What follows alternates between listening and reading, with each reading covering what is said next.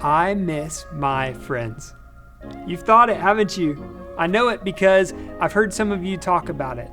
I've heard you say that you just want to be able to hang out like you used to. You want to be able to go and spend time with your friends. You want to be able to give high fives. You want to do the things that you used to be able to do with the people that you like doing them with. I get it. This is hard right now. It's not what we would want. It's not what we would have signed up for, but it's our reality where we are now socially distant from other people. And that creates this problem. Remember, we're in this series called Quarantine Thoughts, where we look at lessons that we're learning right now, and we ask God to show us what that means for us for now, and also, how can we remember these lessons when things go back to more of what we're used to? Things are going to be different, but we're going to be able to spend time with people again. Praise, right? That's going to be a good day. And when it comes, my guess is we'll go right back into spending so much time with our friends that we get sick of them. I remember a story where I did just that. I had spent 2 or 3 days in a row with some of my best friends from high school. And on the second or third day, multiple sleepovers in a row, we were so sick of each other that I actually had a legitimate lightsaber battle with one of my friends. I kid you not. And it was not like, hey, we're playing around. No, my friend was tapping me on the head with a lacrosse stick. And I was like, stop it. That's dumb. Stop it. Man, stop it. And he wouldn't stop, and he kept going. And finally, something in me snapped. I had had so much time with this friend that I just said, I said stop! And I reached down and grabbed the nearest thing I could find. Told you it was a lightsaber battle, so you know it was a lightsaber. I grabbed it by the glowing blue end, and I started baseball swinging it into my friend's shins with the hard plastic end. It was not pretty. He started jumping in place, trying to get out of the way. I'm like screaming my head off while I'm hitting him. It was embarrassing for everybody. My other friend was up on the top bunk watching us, and he put his hands behind his head and he just goes, you guys are dumb. That was his whole contribution to the whole experience. It was so ridiculous, y'all. And at the end of it, here's what I realized.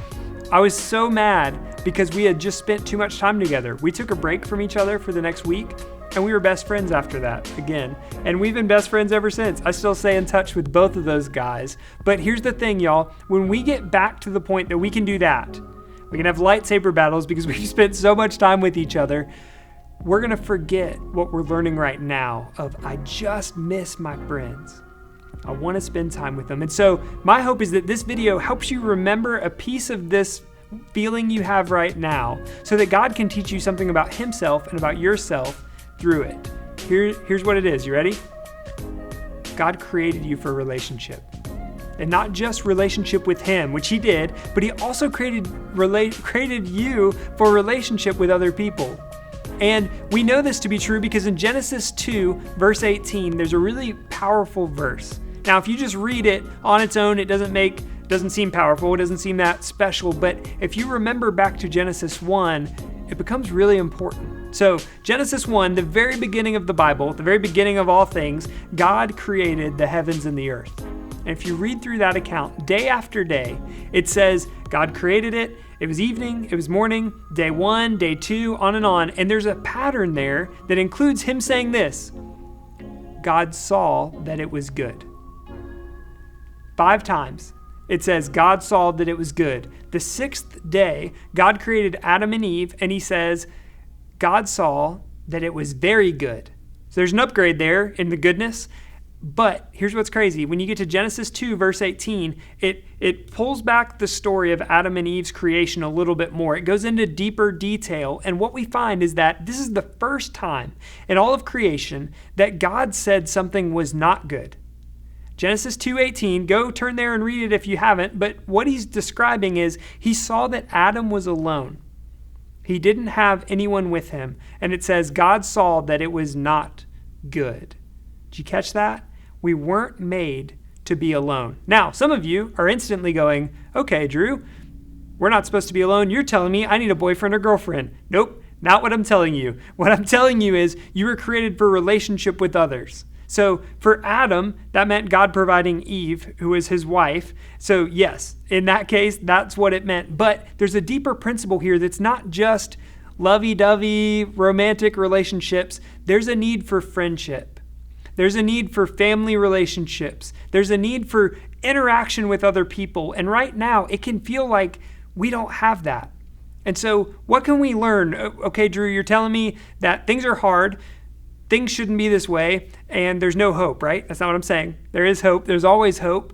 The hope is this, that we find real connection and experience real connection in the middle of this time that we remember as we leave this time. What I mean is this. As you miss your friends, think about why you miss them.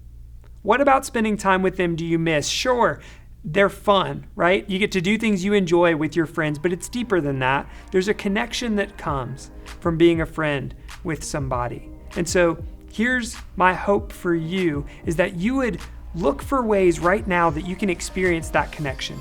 And once you've experienced it, when things go back to where you can meet with people in person, you are willing to engage in things that connect with other people. Now, really practical challenge for you this week on how to do that.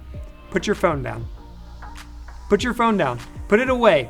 Pick up something else. Now, I know right now that may be how you're staying connected with your friends. I get it. Try and connect with someone in your family. Write somebody a letter. Put your phone down and connect in a new way. And remember that when you can spend time with your friends, it's better to put your phone away and interact with your friends doing something, because that's what you're missing. Right now, you have your phones and you're still feeling like you can't connect with your friends. How much more when we can get back to meeting in person should we be willing to put down our phones and actually engage in conversation? Hang out with them, do things together. And as we do it, remember that God created you for relationships with others. So, final question. I'll leave you with this. What does God want you to learn about your friendships this week? Maybe for some of you, it's putting that phone away. I knocked over my whiteboard. So, final question for you. How can you experience connection? If you were created for a relationship with others, what can you be doing right now to build up good, solid friendships? And when you can go back to meeting with your friends in person, when you get sick of spending time with them, how can you continue to spend time with them in a way that's going to build up good, solid friendships? The answer, as always, is to make sure that God is honored in your friendships. God loves you. He became a friend to you. And from his love of you, you can love other people, treating them the way you want to be treated. And that builds connection with your friends. So this week, remember that God created you for a relationship with others. Come up with some creative ways that you can build relationships with other people right now and continue those friendships into when you can get back to hanging out in person. We'll see you next week.